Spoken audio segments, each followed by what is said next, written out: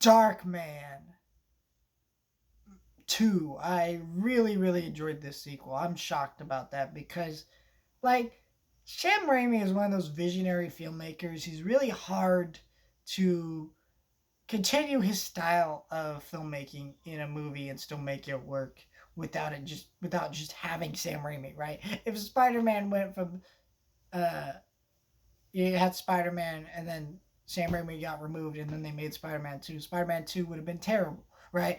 But surprisingly this movie isn't. It's well, I also expected kind of lesser of the movie, maybe because it was a direct-to-video movie, but I actually didn't think it was that bad.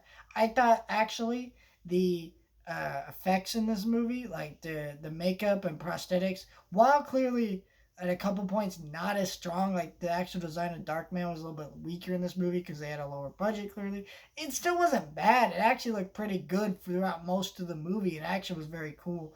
Um, I think that this movie also did a good job at replacing Liam Neeson.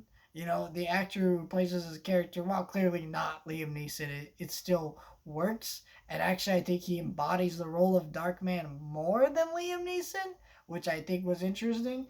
Um, but yeah, it's like this movie has a lot of cool action and gory stuff, and it's like the last movie, and it very much does a decent job at imitating Sam Raimi's style of filmmaking while not clearly being on the same level as Sam Raimi. I mean, there's just scenes in that movie that for his Darkman that stick with me just because how goofy and silly they are. And clearly, this movie does that a little bit, but it's clear that it's not as good at copying or imitating his style. But it's still a fun movie. And I also thought what was really neat about this movie was just like just it it just the action in it was great, and it still felt like like the last movie. You could really just watch these movies side to side and just say, "Hey, look, they replaced Liam Neeson," and then don't even tell someone it's a direct-to-video movie, and they wouldn't even notice.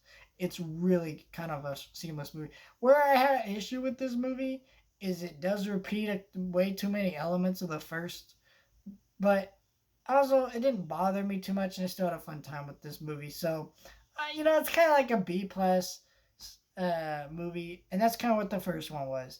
The first one's the best, but that doesn't mean this one's a bad movie. It actually does everything it needed to do pretty well, and it was a pretty solid movie, I think. And that's exactly what I want out of a B movie. Sometimes Darkman 2, it's a pretty good movie.